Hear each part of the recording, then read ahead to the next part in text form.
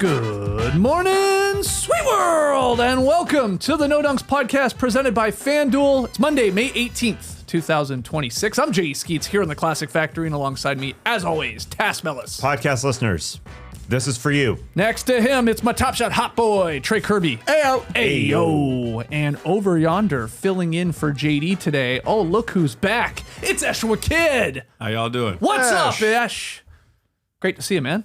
Yeah, it's good to see you guys. Yeah, it's been a minute. JD and the family celebrating Jackson graduating today. Wow. So congrats to Way to go, Jackson. Jack. Good Yeah, kid let's graduating You did high it, school. Jack. Yeah. Jackson. Not surprised though. New Star Wars movie coming to the theaters. We can't keep Eshwa out of here. That's right. That's right. Unbelievable. Are you excited for the little Grogu, Esh? Excited? Not particularly. Happy a new Star Wars is coming? Sure, but this one right here could have just been on Disney Plus. Oh, wow. Way to keep it real. That's way to keep it could have been real. an email. Damn. Jeez. Appreciate everybody joining us here Monday on YouTube. If you're joining us live, hit the like button, subscribe, share the show. Podcast listeners, 5-star ratings and reviews.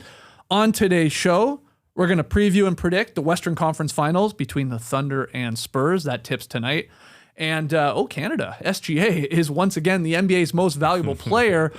But first, the Cavaliers finally got over the hump.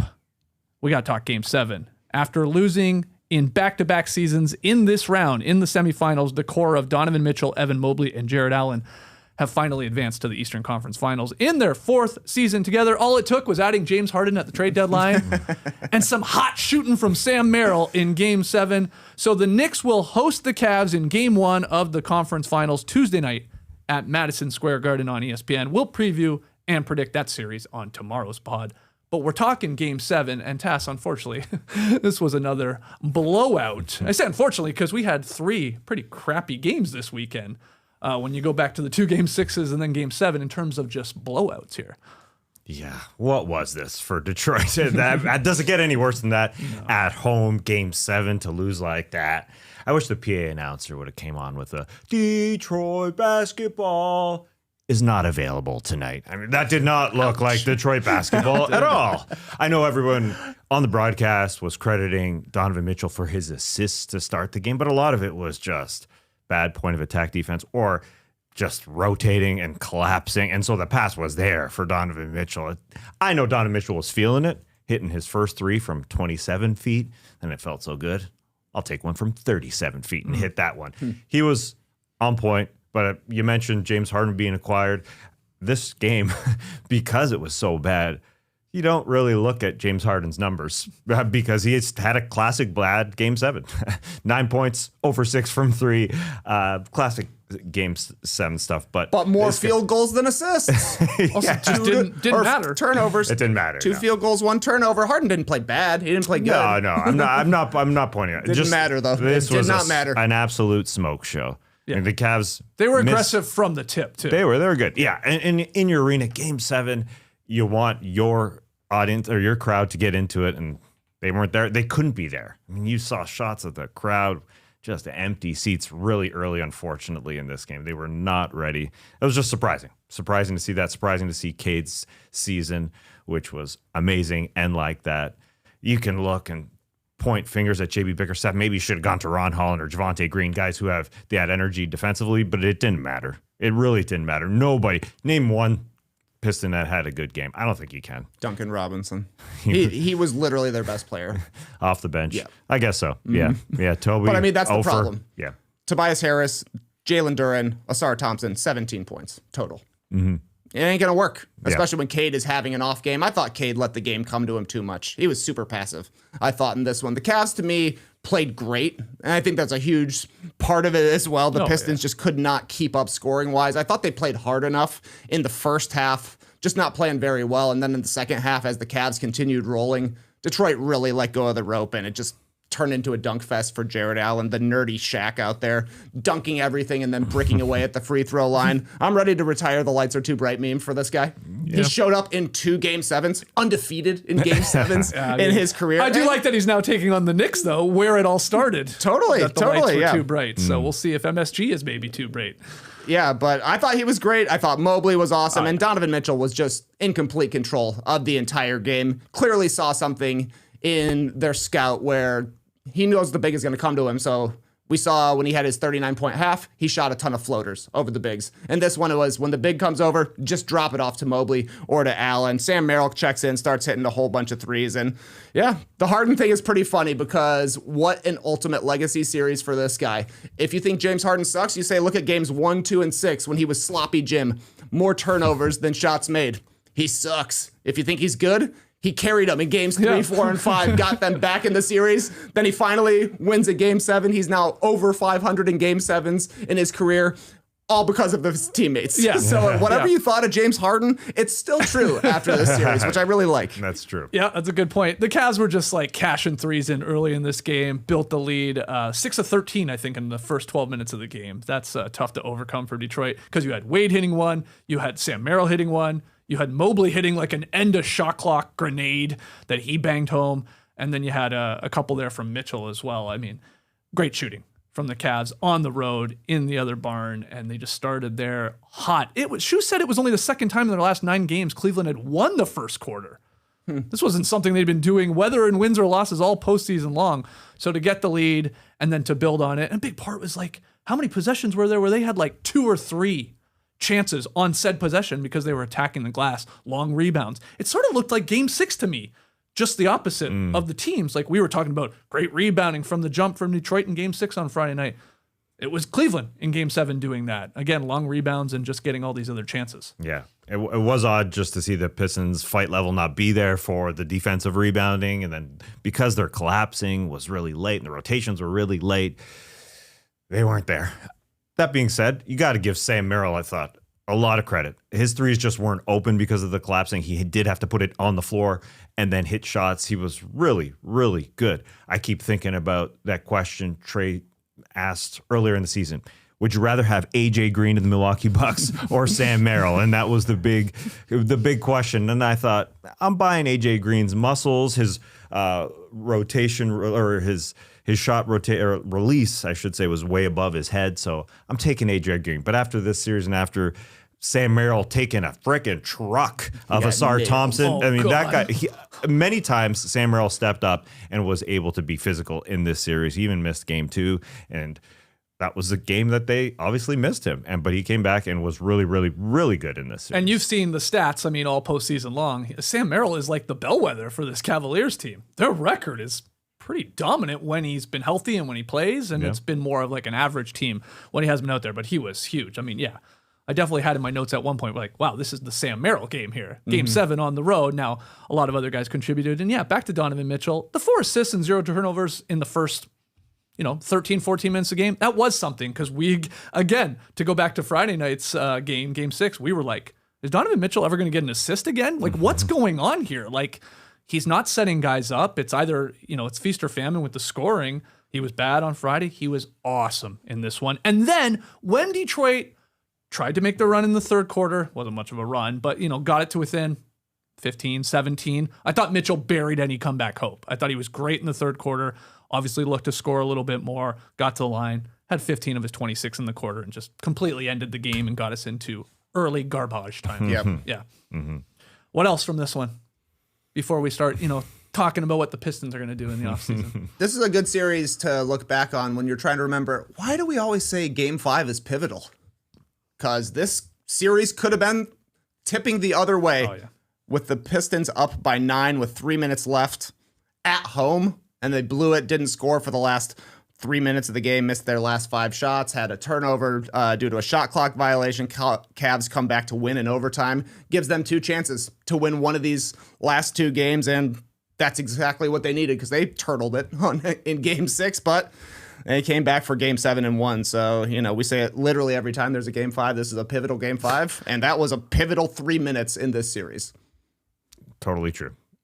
Like you alluded to earlier, Skeets, a very different team from game 6 to game 7 for the Detroit Pistons. It's just hard to replicate that over, 2 games. And yeah, Donovan Mitchell definitely showed up and was the best player. He was the best player. This was probably the 5 best players on the court. Yes, yesterday in game 7. That was this pretty was easy to also say that the for sure. biggest game of Donovan Mitchell's career. Oh, yeah. Has to be. He'd never gotten to a game 7 of the second round, I don't think. And This is he, the best win that the Cavs have had since he's been there.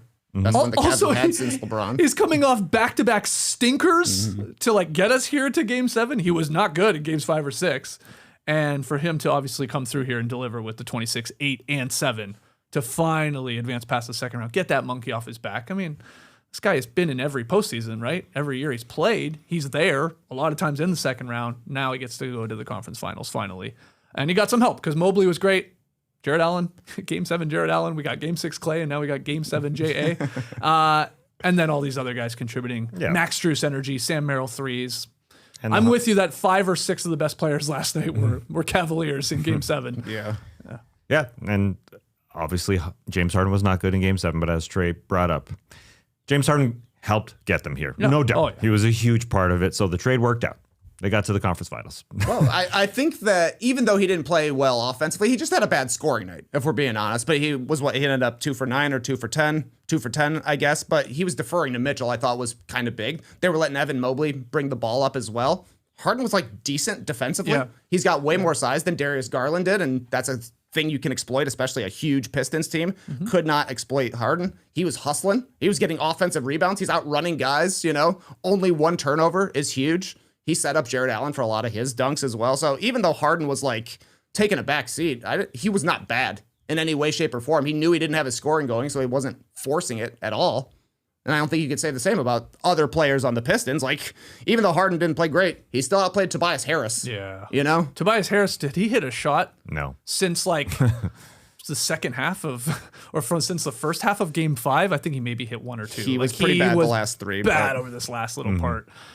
He came up short. Obviously, Cade got bottled up. I did think the Cavs did a great job, really just like stymieing the Pistons' action early. They were like stonewalling any sort of drive where they would try and get into the paint. They were on a string there. They were locked in, and that's like this is sort of the Cavaliers team I think we thought coming into the season. Like we anticipated to be one of the better teams in the league again and in the Eastern Conference, and it just you didn't see it for a long time in the regular season. Then they were like, let's make a drastic move, and obviously flip Garland for Harden.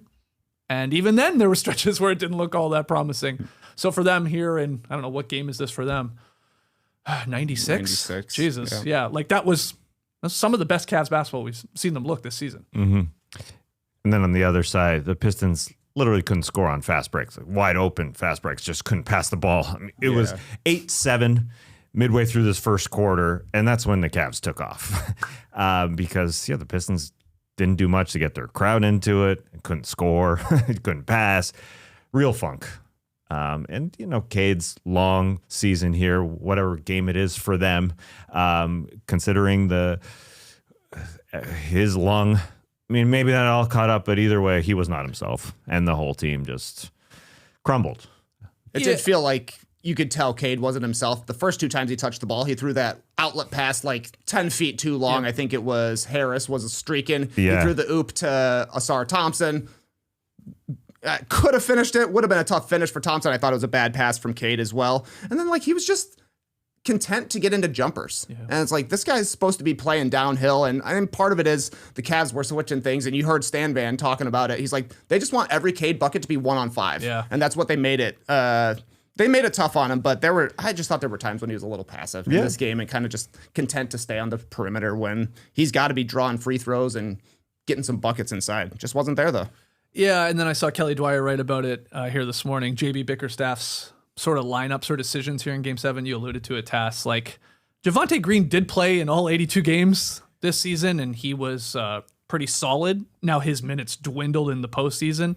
But, you didn't see him much. Ron Holland, that's a guy that played like 78 games in the regular season. But the problem was, it's like those guys maybe will give you more of a defensive edge, but you're going to be a little limited offensively with them. But then the counter is, well, these other guys that are supposed to be the offensive guys, they're not actually scoring here. Right. So I get it. He's in a tough spot, but maybe I guess Kelly's thinking is like, you're a defensive team first. Like, lean into that. Maybe make this the ugly, low-scoring game. But yeah, in a Game 7 where we do see ugly, low-scoring games. Yeah. That being said, you see what J.B. Bickerstaff in Game 6 and pointed to Sasser and more Paul Reed and Karis LeVert, and it worked. So it's a tough one. But when you don't have the effort, I get it. Yeah. It's just more. It was shocking to see one of the best defenses in the league all season long. Oh yeah, get sort of embarrassed here. They got lit up for sure. Yeah. If you're a Pistons fan waking up today, are you a sad boy or happy boy? I think overall, like, look, you're sad because no one like got smashed it in the Game always 7. sucks. That sucks. Yeah, at home, get smashed like that. God, it was all Cleveland fans in that arena. You got to be sad. How many buses were there? I saw 20 and then I saw 25. They were saying, what was it? I got 25. Okay. I'm going with 25. But zoom out. Yeah. I mean, this was a great season. You're the number one seed. You did level up a little. Obviously, won a postseason matchup to go to the next round. We said at the deadline, that's all they're doing. That's it. I mean, Kevin Huerter, really? Okay. They've decided to slow play this. Sort of do what we've seen, I guess, Presti and the Thunder do before. Like when we were saying, you need rebounding, you need size. And they took that 1 year, like, let's see what we are first. And then they went and got Caruso and Hartenstein and turned into a champion team. That's sort of what you'd hope the Pistons will do here. They need to make moves. They need more shooting. Yeah. I mean, they have to change this a little bit. But overall, come on. You got to be happy with this. You're happy, but it is a missed opportunity because I agree with you. It is similar to OKC in 2024. Kevin Huerter is Gordon Hayward. I mean, like pretty close to a T. Red hair versus brown hair, but very similar out there. The difference, of course, is that first and foremost, Cade is not Shai. No. And then also there's not a Jalen Williams on the roster. Also, you don't have a million picks that you can go out and get who you need. It's all fair. Also, I mean, Josh Giddey at least had some believers in the Chicago Bulls that allowed them to get Alex Caruso. Is there a guy like that to trade away if you're the Pistons? Somebody like who is interesting to other teams? Asar Thompson would be the guy you would have to look at, but he seems pretty locked in there. He was very up and down, I thought, in this series. His defense is awesome. His mental game isn't always there, and his offensive game is rarely there. So I think that's a question mark to answer as well. Not to mention, teams will get better in the Eastern Conference, I think. This was a year that the Pistons really, really should have gone for it, I think. And two huge question marks with the Pistons this offseason are Jalen Duren. How much money did this guy potentially lose, or what deal do they agree on here? And then unrestricted free agency for Tobias Harris as well, who was good at times in this postseason, but then disappearing act out on the stretch. And they got a ton of cap room to spend. So if there's a free agent to come along, I mean, they basically have nobody beyond Cade that's making a lot of money under contract next year, other than the Duren contract that will happen. Duncan will under contract right now is their second highest paid player at $15 million. So this season, definitely a little bit of a disappointment not getting to the conference finals. I'm sure, Esh, when they got Kevin Huerter, you're thinking, whoa, this team could be a conference finalist, just like the Atlanta Hawks, and Kevin Huerter starting those games right out there. Nobody thought that. You think they should have dusted off Game 7, Kevin? Well, listen, if he wasn't healthy these last 2 months, he wasn't playing, he wasn't part of the rotation, a lot of it. And so there was that part. I mean, he didn't look like Kevin Huerter from 5 years ago, that's for sure. He didn't look like anything like he should have been. But they have lots of cap room. Trajan Langdon will be making some moves. But I guess, what do they do with Tobias? It is a big, big question. What do you think, Ash? Was this a disappointing now season for the Pistons, or come on, this was overall this was great and it's a stepping stone? Yeah, I mean, I think it's a good season for the Pistons. Like, why would it be a disappointment? I think, I forgot how bad they were just a few seasons ago. So be here, like they had the worst record ever for the Pistons just 2 seasons ago, and here they are, the number 1 seed, and then with a chance to go to the conference finals and maybe a shot to go to the finals. Like this is a success for them for sure. Yeah. All right. Well, let's get into some other random notes from this Game 7 blowout. Random.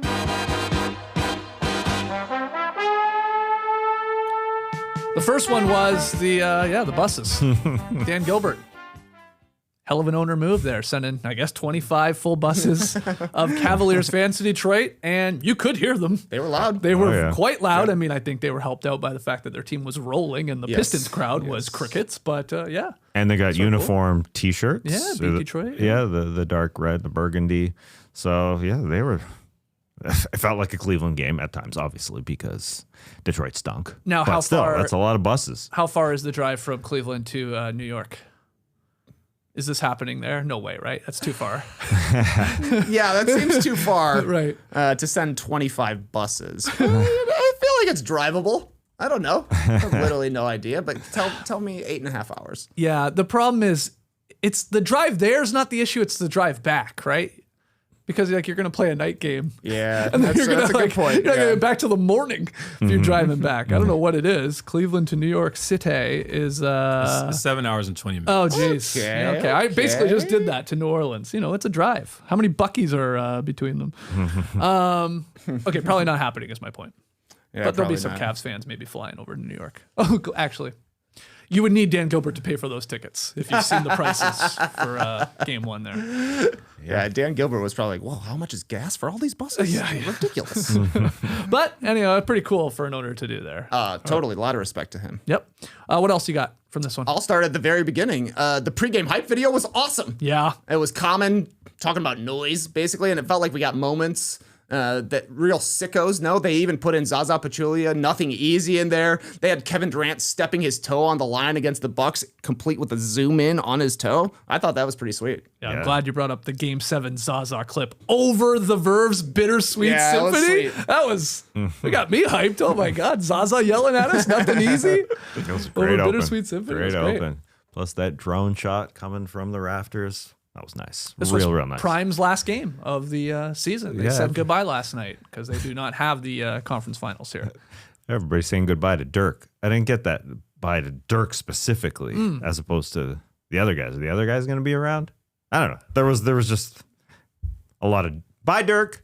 I mean, they corrected themselves and they said, I mean, he's not going. He'll be back, I guess. But no, nothing specific about Blake Nash. Either way, we'll get to more of that announcement by those guys on Shai's MVP a little bit later. That was too good stuff. I do want to note James Harden does look funny to me, and this might just be me pointing it out, but when he gets beat on defense sometimes, he looks like he's in cement at times. Like Cade will go by him. He did go by him a couple times in this series, and it looks like he's looking at the other side of the floor, like he's just not moving. It takes him a while to get going and get back in rotation. So it's hilarious to me.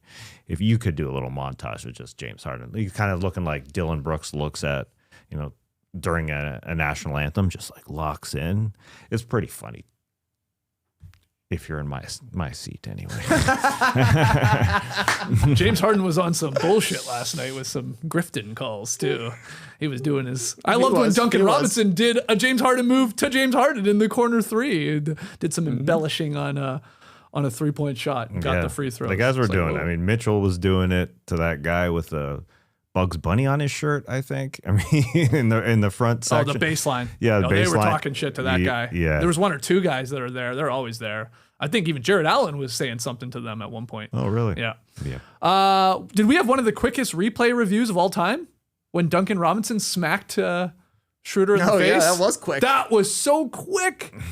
we didn't even get a shot of officials looking at monitors or talking to us, if I remember correctly. We saw the replay a couple times. Stan Van's like, no, it's a foul. He hit him. Yep. It's not a flagrant. Let's go. That was good. It was very quick. That was a quick one. Yeah. So thank you to that. Kyle Neubeck had this tweet. NBA home blowouts are especially soul crushing because the DJ just keeps firing up instrumentals from 2005 rap songs while your team misses its 11th consecutive 3. A lot of truth to that, man. I do always think, a lot of people paid good money for those seats. You're at Game 7, you're hyped. You had all Sunday, all weekend really after the big Game 6 win, and just a sad trombone after, It is, it's true. And if Sports. you're the PA guy, you got to keep yelling Detroit know. basketball. I know. You got to it's keep tough. your bits up even to the bitter end. That's sad. Yeah, tough. it's like the swag surfing here in Atlanta when they were down 40. Just going, you got to do it. You got to do it. I like Stan Van Gundy calling Ben Wallace looking like a college professor. that was a good bit. And then Eagle saying, he's like a professor of rebounds and defense and stuff like that. Very funny. And that's about it. That's all I got from this one. The only other thing I had was Cade had a really funny turnover when Jared Allen fell down, and then Cade threw a pass to Jared Allen on the ground. Yeah. What happened there? That It didn't look like it was deflected. Yeah. I don't think so. Every Cade pass. That one didn't look like it was deflected. bad. The one that you mentioned at the beginning of the game where he tried to throw a left hooky to Tobias Harris 50 feet. I had to keep going back, and was that Evan Mobley who poked it 40 feet away? Because his touch wasn't on, and then he passed that one literally to Jared Allen sitting on the floor. The turnover was committed because he passed it to a guy on the floor.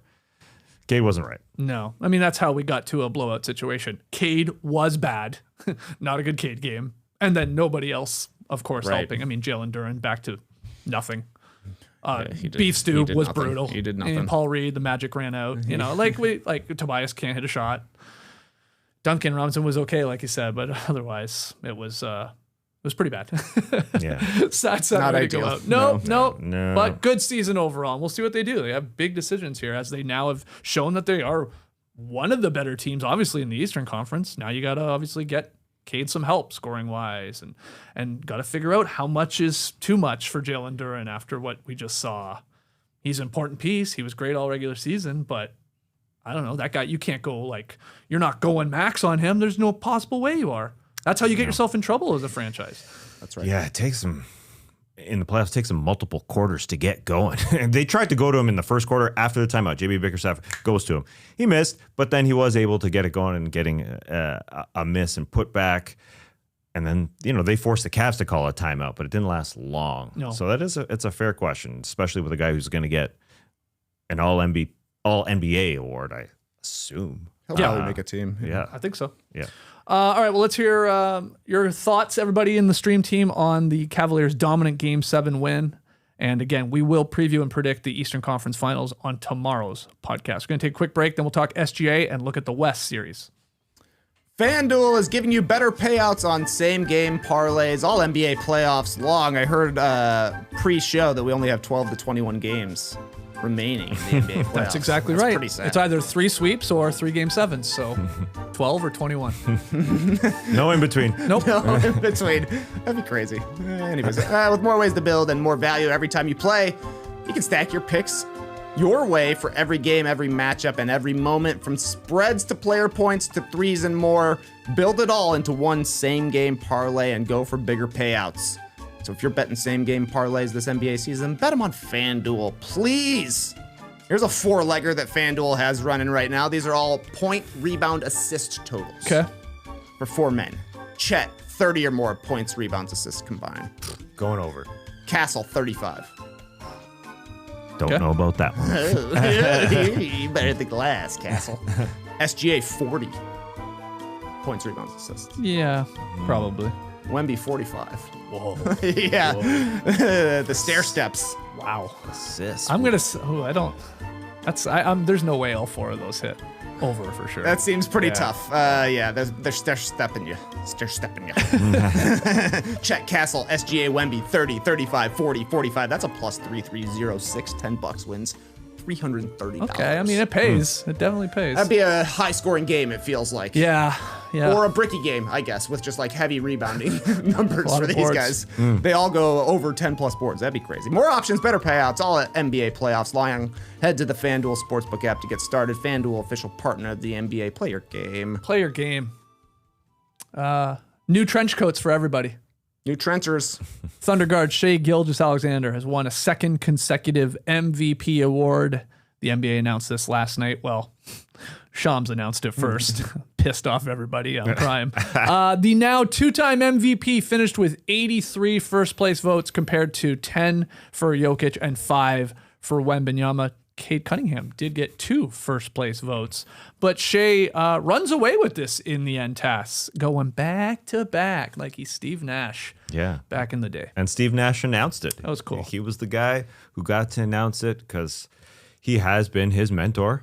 So that was very cool. It was also cool to hear Blake Griffin call out shots. That was too funny. What a brunch, you nerd. Oh, so good. What are we doing, man? Like it's Sunday, Shams. Go to brunch, you nerd. Calls him a nerd.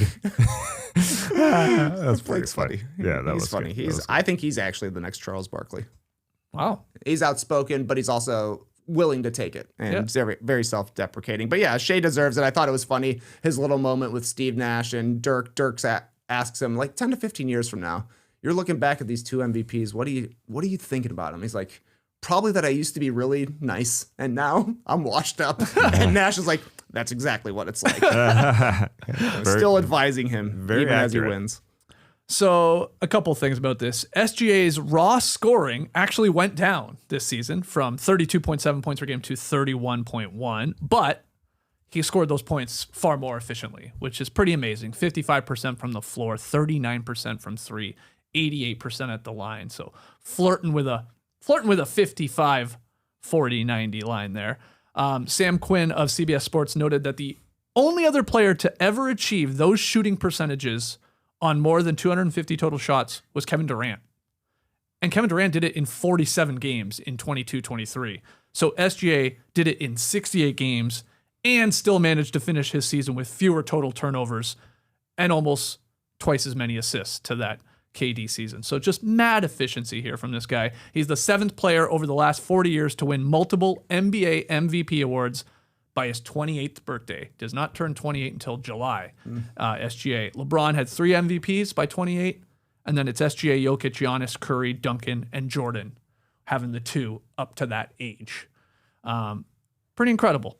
Just unbelievable season. His sustained success is sensational. I didn't mean that to be a tongue twister. SGA's sustained success is simply sensational. 4th straight season that SGA finished in the top 5 in MVP voting and just scoring 30 points per game over 4 consecutive seasons. This is Jordan-esque, man. Yep. It is. And look, if he can pull off another title and Finals MVP, then he is getting into very rarefied air.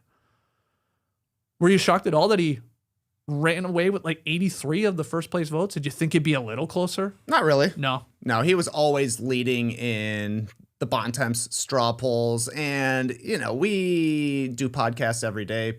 People do talk shows every day. So you got to talk about something. So it makes it seem like a guy like Wemby could be closing on him during the last third of the season. Like Jokic is closing on him when he's putting up these monster lines as well. But then once you actually settle down and take a look at stuff, you're like, this guy averaged 33 a game, shooting 55% on the best team in the league. Makes sense that he would be the MVP. Yeah. I think the biggest surprise from all the voting was that Wemby didn't surpass Jokic for second. I was a little surprised by that. Just considering Jokic's finish to the season. I mean, they won 12 in a row to end the season, but still, he wasn't himself even the last couple months. Jokic's monster numbers were earlier in the season. Yeah, really. After the injury, he was not himself. And then Wemby came on late, and they had a dominant record when Wemby was playing. So, SGA gets a second, and the streak continues here for an international guy winning MVP. What are we up to now? It's a long time running now. Who's the last American player to win it? Harden? Is that right? Yeah, probably, because Embiid obviously is in there. Jokic, Giannis, SGA. Yeah, I think that is right. So here's where we're at as we spin this into our Thunder-Spurs series preview. Oh, hold on. One last thing. It's good to be just a random dude on the Thunder. Did you see everything that Shai Gilgeous-Alexander gave these guys? We got trench coats. We got watches. Custom golf bags. Oh, yeah. I think they got iPhone 17s as well. It was in the gift basket, which is a hilarious inclusion. But imagine being a guy like Brendan Carlson, who's been like a two-way player for the Thunder the last 2 years. Yeah. He's making probably made like $500,000 in an NBA career, but he's got a Rolex and an Audemars Piguet as well that he didn't have to pay for. That's pretty nice. Just hangs out and gets a cool stuff. Shai didn't pull a Tom Dundon of the Portland Trailblazers and say, two-way guys? Nah, you don't get all the gifts. No, he was part of that video where Chet put on a trench coat that was literally like to his butt. Oh, yeah, he said he's got to order him another one. Chet's getting 2, he said. It wasn't even close to a jacket. Yeah, I thought, was that a joke? Or maybe Chet doesn't like trench coats? Like, was it sewn? I mean, he would be a hard guy to buy a jacket for. I do have to but it was so short. It was pretty funny. Yeah, I guess he is getting 2 of the Burberry trench coats. The photo looks hilarious. So funny. Where Shai's in his blazer and his jeans and getting the award, and everybody else in trench coats. Yep. Looking like Inspector Gadget. Bunch of Inspector Gadgets. But then also just like wearing whatever underneath. Like J-Dub was wearing pajama pants. Yeah. Okay. But he looked excited to go get his golf bag that says Williams on it. For a second, I had a brain fart because I saw 3 Williams golf bags. You forgot Kenrich? Yeah, forgot Kenrich. Okay, there's a couple. J. Lynn, J. Dub. Who's the other one? But yeah, I wonder who plays golf on that team. Who's the best golfer on the Thunder? Why they to me seem like a team that doesn't golf because they're so young. Caruso, he's old and white. Yeah. So he's probably the best golfer. He's on the links, you think? Yeah. Yeah, I'm definitely thinking Carlson does that too. Okay. But yeah, has Caruso played? Okay, who cares about their golf careers? Okay, let's get into Thunder Spurs preview here. The most anticipated matchup of the 26 NBA playoffs. We got it. It's arrived. The reigning champion Thunder will go up against the upstart Spurs in the Western Conference Finals. Best of 7 series tips tonight. It's It's going to mark the first matchup between two 60-win teams since the Bulls and Jazz met in the 98 finals. I remember that. The Thunder are a perfect 8-0 through 2 rounds. They're the favorites to win this series at -260 on FanDuel. But the Spurs had OKC's number throughout the regular season. They took 4 of 5 games from about mid-December to early February. So can Wemby and the Spurs pull off the upset here? And I think I heard Zach Lowe say the Spurs have like a 37-3 record over their last 40 games in which Wemby played 15 minutes or more. So they are just obviously next to unbeatable over the last half the season when Wemby's been out there playing in a decent amount of minutes. So look, this is awesome. It is basketball awesome. fans. If you Yeah, don't this have is a dog awesome. in this race, you do. Like, if you don't care if the Thunder, repeat or the Spurs obviously get to the finals, you're just a basketball fan. This is amazing. We got this. We were hoping for it. We thought we'd get it, and now we do. So one thing to watch in the number 1 versus number 2 seed in the Western Conference Finals. Well, OKC just trying to get Victor Wembanyama moving around as much as possible is what I'm watching, because that is the whole goal. Get Wemby away from the paint, have to go for 3-point shooters, but also just the cutters, all the speed that OKC is going to have, and the depth that they have. 10 guys on their roster playing 10-plus minutes so far in the postseason.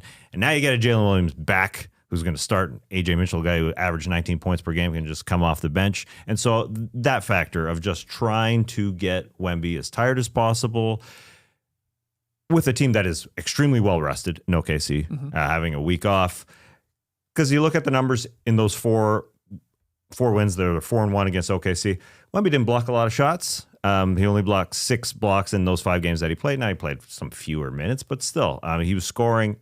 The point is just to get Wemby moving as much as possible, because that is the goal against the San Antonio Spurs.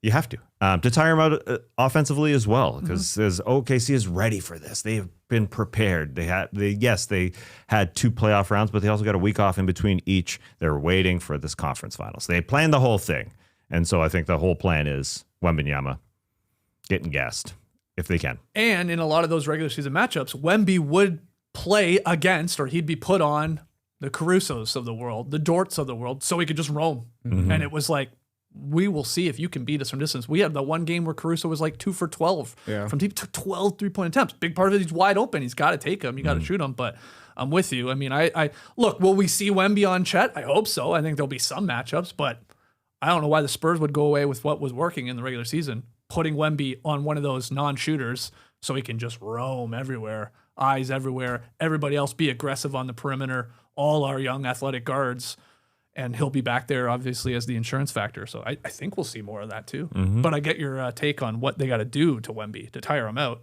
And will Wemby's minutes here finally increase in the postseason?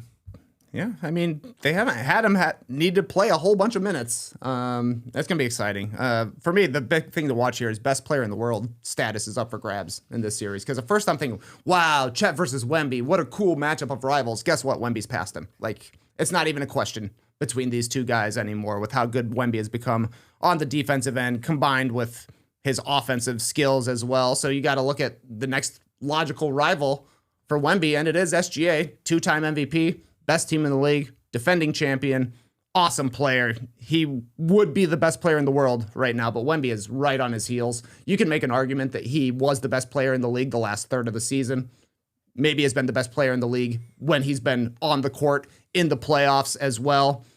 I think whoever wins this series going into next year, we're saying that guy's the MVP favorite and he's the number 1 player in the world. And I think either team could literally take this. Like, I can give the Spurs a huge chance in this because they have Wemby. Yeah. For sure. One thing I'm watching is, can the Spurs survive OKC's physicality? Because this team likes to claw, grab, hold, the whole concept of they're not going to be able to call everything. We can be physical. We have a million guys that we can just keep rotating into. We'll never tire that way. OKC leads the playoffs with nearly 23 points per game off turnovers. So the Spurs, like any matchup when we talk about the Thunder, the other team, in order to win 4 out of 7, has to take care of the basketball, cannot be sloppy with it, cannot give up those easy fast break transition points to the Thunder where suddenly they just rip off the 12-0, 14-0 run and you're in a daze and calling a timeout. Like, what the hell happened? we just turned the ball over 3 times, and it's, Wallace and Caruso and Dort and SGA and J-Dub and all them screaming the other way. So that's huge. All that ball pressure, hold on, protect that rock.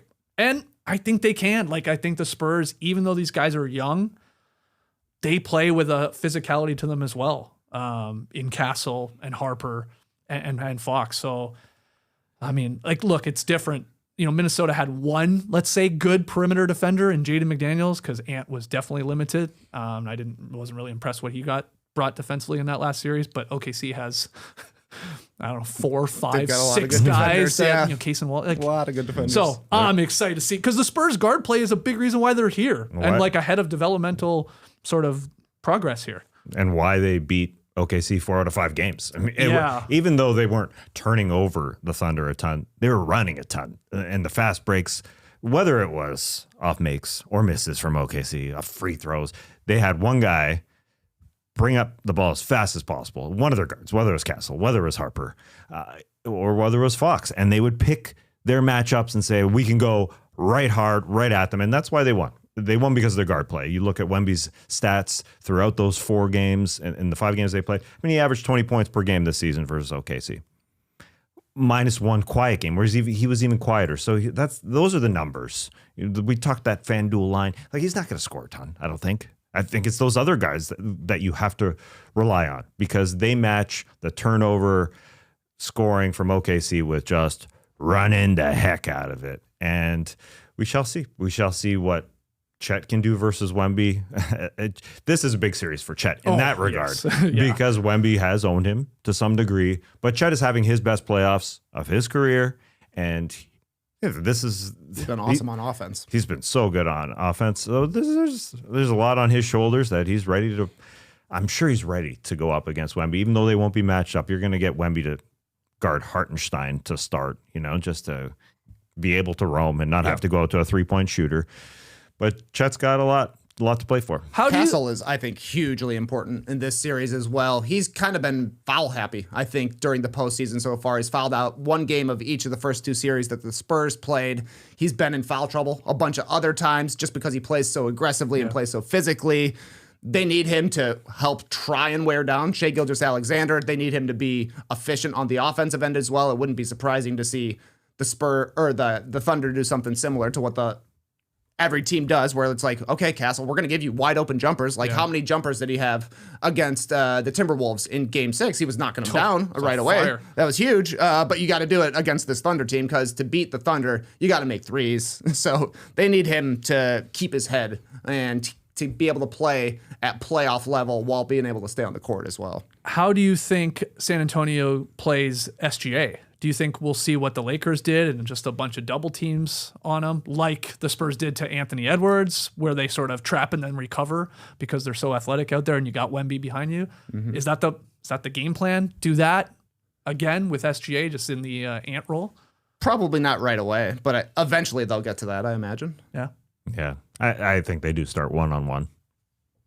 But they'll pick their spots with their doubles. Yeah. Yeah, okay. Not many of them. All right, let's go to X factors here in the Thunder-Spurs matchup. Start with you, Trey. Who's a big X factor? I think Julian Champagnie's going to be big in this series. Only went 7 for 25 from 3 against the Thunder in the regular season, but he's shooting 45% from 3 in the playoffs. I think he could be a potential Jalen Williams defender, and that's like a matchup I'm a little concerned for the Spurs for, because they don't have a great sizable wing like Jalen Williams, and he says he's very healthy coming into this one because they got so much time off. Like, it feels like the Thunder play basketball for a week and then just chill for 10 days. Play basketball for a week and then we can relax for 10 days and everybody put on a trench coat and have a good time. But I do think Jalen Williams can be a tough matchup for the Spurs. Maybe Carter Bryant will have to play on him, but I think Champagnie, Vassell to a lesser extent will be the same. But yeah, I do think that Champagnie's going to have to make open threes because it feels like the ball will probably find him a lot. I think if he shoots from the corners, he's probably 100%, and above the break, it's like 30%. I don't know if that's true, but that's what it feels like in my heart.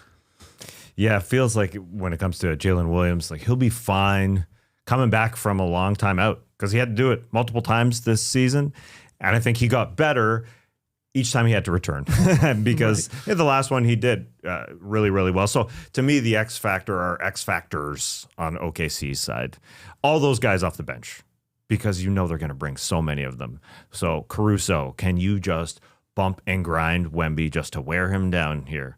Every single possession, give him a little knock, give him a little push to see if Wemby can be hurt. Or AJ Mitchell, can you come and just drop some points like you need to when Jalen Williams sits or whoever? Cason Willis, can you hit some shots? He missed 16 of his 21 threes versus OK this season. Jalen Williams, I wonder if the J Will can get played off the floor a little bit. I doubt it, but you know they have size. Spurs do with Luke Cornett over Jalen Williams. Jalen Williams was fine in their series this year, but those guys, plus the Jared McCain, like if those guys can all chip in, that's what OKC does so well. So it's the collective for me. The Thunder seem to be looking in the mirror here when it comes to roster depth and athleticism because the Spurs can match them, a lot of these guys. And I'm excited. I even think we're going to have weird X factors in this series, like maybe even potentially like Kenrich Williams or Harrison Barnes. Like there's going to be a play or two here from one of these coaches where they're going to like the 10th or 11th guy in some cases just to see what they got. But my big X factor, you guys already brought him up, but Chet Holmgren. I think Chet Holmgren has to play well for the Thunder to beat the Spurs here 4 out of 7 games. They ignored him in the regular season matchup. Wemby just ignored him. The team ignored him. And Chet did not hit threes. He hit 2 3-pointers in 4 games. And he also, you know, to quote a pretty cool podcaster I know, he wiped his ass, Wemby did inside. He got crushed by this guy. So Holmgren averaged 10.5 points per game on 39% shooting versus the Spurs. His body language was bad. His confidence did look a little shook. Wemby was in his head or whatever. He's been great in the postseason, though. But he was playing a Suns team that had no centers. And then, you know, they're playing the Lakers team there. And that was fairly easy, too. Yeah. So this is different. It's a little I hope different. he's up for the challenge here. And again, I hope we get a couple fun little one-on-one matchups between the two 7-footers. But I think Chet's huge in this, in addition to shooters on the Spurs, AJ Mitchell. And like, I just can't wait to see like which random guy does have a huge quarter here. Because there's like Isaiah Joe, who's sort of like, you could tell me he doesn't play at all in the series, or Dagnall's like, well, let's see what he can give us. Yeah. And then it's like, oh, he splashes 3 threes. And it's like, okay, here we go. Yep. I mean, I think that's the same with McCain. It's like he didn't play at all in the Sun series because Jalen Williams was healthy. So, you know, Mitchell will go to the bench. He'll take the Jared McCain minutes, but McCain was awesome in their last series against the Timberwolves. I would want him. Or who did they even play? The Lakers. I guess. Yeah. I would want him on the court, but he might not be. But he's also the kind of guy that he could not play for 2 games. You'd throw him in for 12 minutes in the second quarter. He goes 4 for 4 for 3, you know? Yeah. So I think the Spurs like have to win the bench minutes. Yeah. Kind of. Like that means Keldon Johnson to me is a hugely important player as well. He's been very up and down, mostly down. Very inconsistent. Just seems like maybe his game doesn't translate perfectly, but sometimes it can. Yeah. Carter Bryant, I think, is going to play in this series again, too, the Rook. I mean, obviously, just for pure athleticism alone. But you're like, don't turn it over, kid, you know? Pressure on him here in these bigger games. But he's going to play. There's a guy named Aaron Wiggins who might play. I mean, that's what I mean. Yeah. It'll be fascinating to see who they dust off here in this series because of matchups or what they see or the opening on the floor. Yeah, what they can give them. So Biyombo series for you guys? No, I think I'll draw the line there. All right. Like, look. No Kelly. No, Kelly. You don't think we're seeing those socks? I can't wait to see what he brings out. Wow, you think he's got conference final socks? Interesting. Yeah. I think he will change it up. Yeah? Oh, wow. Yeah, because we've got the ankleless, then we had those ugly black things he was wearing. What were those things? I mean, they were like a fold down. He cut his socks so they were shorter. It looked like they looked frayed. They were frayed. Yeah. Frayed. Yeah, that's a good word. Yuck. Yuck. He's going to wear actual socks if there's a blowout. Oh, what a big play. Big prediction. Yeah, I think to me, the Spurs are playing 9 guys, but maybe 10 because I do think Harrison Barnes. I do think he's going to play because he played well against OKC in the regular season too. So I think that'll be their 10 guys, and then it sounds like you're taking the Spurs, baby. The depth is just really, really important. As much as maybe the casual fan doesn't care about that, it is really important. I think OKC does have the depth advantage here, but Harrison Barnes might come hit a mid-range shot, might hit a 3-point shot, might set up a lob for Devin Vassell like he did in the last round. He will be important, but does the age matter when it comes to the young guys? Forget Harry Bow, but a Carter Bryant or a Dylan Harper, probably not. Probably doesn't matter to that guy. Harper versus Mitchell, that's cool. Yeah. Let's hear your prediction for this Western Conference Finals series that everybody wanted. I'm going with the depth of this Oklahoma City Thunder. I think AJ Mitchell does match Dylan Harper off the bench, and I think that's really, really important because of how many guys they have behind AJ Mitchell. I'm taking the Thunder in 6. Okay. TK, are you going Spurs? Or Thunder you in 6 is honestly, to me, like the smart pick, the wise man's pick. So I'll take the Spurs in 6. Hey, there you go. They got Wemby. Hey, look. Nobody else has could be Wemby. enough. I think you are right. It's going to be fun to see this best player in the world sort of battle here. Not that they're on each other, but SGA is the 2-time reigning MVP, and they are the defending champs. And he's been, he was awesome in the first round against the Suns. Quieted in the second round, but making all the right plays. And it's like, okay, yeah, we'll play. We'll play obviously with an advantage because you're putting 2 on me. That's okay. And AJ Mitchell obviously blossomed into sort of that second scorer. But I think, I don't know, SGA he needs to probably get back to the 30-point per game sort of level here in this series, having some big monster scoring games, I think. And then there's Wemby. Yeah, the Wemby factor is awesome. Do his minutes go up? What type of stat lines are we looking at? Does he embarrass and own Chet again here? Is his 3-ball falling? There's that part of the equation. Does Caruso or Dort get under his skin and frustrate him? Is he throwing another bow for all we know? It's fun. I'm going Thunder, but I'll go Thunder in 7. I mean, we asked for this all season long. They've already played. They already played a 5-game series, which the Spurs did win 4-5. Though AJ Mitchell didn't play in a lot of those games, and he should be big off the bench. But I'll go Thunder in 7. Home court advantage, tough place to play, the experience. Yeah. I feel like this one's kind of a lot of people picking Thunder, a lot of people picking Spurs. 57% of the stream team is choosing the Thunder. OKC. The Spurs. Wow. Okay. Wow. Okay. Love it. Love it. It does feel like a coin flip in a weird way, even though these two teams are great. It wouldn't be surprising to see the Spurs win. Yeah, it doesn't feel like a coin flip to me. I think OKC is kind of clearly the better team, the more experienced team, the deeper team. But they don't have Wemby. So they do have a great chance, and it wouldn't be shocking to see the Spurs actually take this, and it's going to be competitive for sure. Let's hear your predictions in the stream team, or if you're watching this a little bit later, probably clip this out. Let's hear it. Who do you got winning this series? How many games? Who's an X factor? Things to watch for, all that good stuff. Little bit of the night, sponsored by David for his 2.5-year-old daughter, Amelia. David wrote in, Amelia is too young to watch or listen to you guys, but I was just so proud of her this week for pooping in the toilet for the first time ever. I wanted to share it with everyone I know. You just did. I doubt I will ever be as pleased to see a turd in a porcelain bowl again. Okay, a little too much, David, but that's okay. Not only that, she went 3 more times in the same afternoon.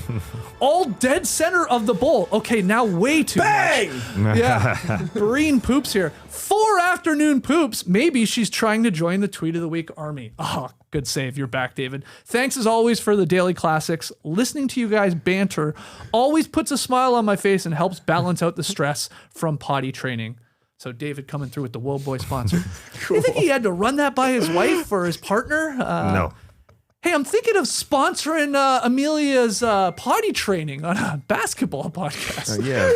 Plus, it's about Statline, so he gives us the stats of 1 plus 3 poops right in the middle, the approximation of where it went. And we got a poop emoji and an email. I had to include this. Hey, it's great work. It's great I had work. to. Well, I'll tell you who wasn't poop last night.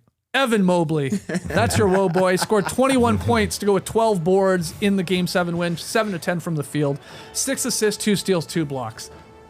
This guy, in order for the Cavs to beat the Knicks, he's got to play like he did in Game 7. Yeah. That, to me, is when, wow, Mobley is jumping off the screen, playing with force, contributing on both ends.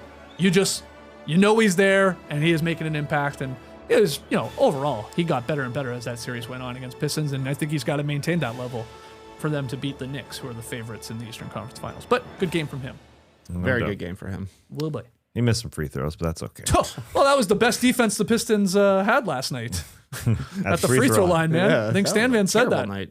They were clanking things. 28 for 44. Could have been a Still won by 30. massacre. Yeah, I know. Yeah. It should have been like a 40-point victory. All right, we'll call it there. Esh, forgot to ask you when we were doing it. My bad. Who do you have in Spurs Thunder? I'm taking the Spurs. Okay. Spurs in 7. Spurs in 7. Wow. We haven't had any repeat winners in a while. That's This is the NBA parity era. And like Trey kept saying, they got Wemby, man. It's the Wemby era, sold bro. on Wemby. It's Okay. the Wemby era. Does everybody here think this is our actual NBA Finals? Yes. Yeah, whoever wins this is winning the championship for Okay, sure. no, like the Knicks and Cavs, like I don't think they have a chance against either. Okay. Tass? Yeah. Yeah. Yes. They will be the heavy favorites coming out of this. Well, there already are. They already are. You can. I mean, both teams from the East, way down in the odds. To win the whole thing? Yeah. That's fair enough. Knicks can make it interesting. Oh, yeah. I mean, It's got to be the Knicks. competitive, yeah. It's got to be the Knicks. it's got to be the Knicks. Well, the only thing the Knicks or Cavs need to hope happens here is like these two teams just destroy each other in a 7-game series. Very true. There's an injury or two to both sides, whatever. A depleted team maybe for one of them to pull it off in the finals. But I'm getting ahead of myself. We will talk Cavs, Knicks tomorrow. We'll preview that and make our predictions. So join us at 10 a.m. Eastern. Hit the like button, subscribe. Podcast listeners, we love you too. 5-star ratings and reviews. Until tomorrow, Clipper Bros. You heard it here first. Have a great time. Turn up. Love you guys. Awesome. Thanks for joining us. And remember, you got to be on the Chattanooga lookout for quick camera switches with the new man operating the board over there. Trey had a quick look if you started our show with us on YouTube. It's true. You had to look over because Ash got him. Ash got him with the switch. Quick switch. Ash, go to Trey solo for a second, because let's get a good look at this new hat this guy's rocking here. Look at that. What is this? The Chattanooga Lookouts? This is a Chattanooga Lookouts road cap. They invented the eyes emoji. They came out with this in 1993. It was like 30 years before emojis. Okay, that's pretty cool. Yeah. I mean, it's a cool cap. It's a great cap. I like it. If you read a Sports Illustrated for kids back in the day, you knew about the Chattanooga Lookouts. That and the Carolina Mudcats. Oh, yeah. Is that what the name? Another one was? Sounds right. Yeah, it has like a catfish on theirs. Durham Bulls. But nowadays, everybody's got a wild logo in minor league baseball. You don't have normal teams anymore. No. They were playing the Pensacola Blue Wahoos. What is that? Apparently, it's a kind of fish. Oh, okay. Because this is the Miami Marlins farm system, and all their teams are like the giant carp, the Blue Wahoos, Right. the big bass boys, Oh, that's cool. things like this. But yeah, I like to have a hat. It's got eyes on it. It's a nice hat, man. Thanks. Yeah. How was Nuga? I love Chattanooga. I'm a fan. If I can go for 2 nights every 3 years, that's a perfect cadence for me. Wow. I love it so much. I'll go every 3 years. Wow. I thought you were going to say every 3 months, but no. I ain't never been there that long. Okay. But every time I go, the aquarium pulls me back, Tass. I thought I was going to the Children's Museum. Nope. Next thing I know, I'm touching sturgeons at the aquarium. That is nice. Yeah, You beautiful, ugly, prehistoric fish. Get to touch them, though. Yeah, get to touch them. They haven't changed since the days of the dinosaurs, and I'm thinking maybe they should, because Yeah, gross. don't like the there's look. a new dinosaur just dropped. Did you see that? Another one? Yeah, I know. What? You know, I was rolling my Chattanooga Lookout eyes at that. Get out of here, big dino. Just making up new dinos all the time. Don't get me started on the axolotl. Where did this thing come from? And now everybody knows what the axolotl is. They're selling axolotl hats at the aquarium. This is what I'm saying, man. So I'm saying they're just making They're this just shit up. making it up. Pushing merch, man. That's all they're doing. All right, we'll see you guys tomorrow. Embrace the day, people.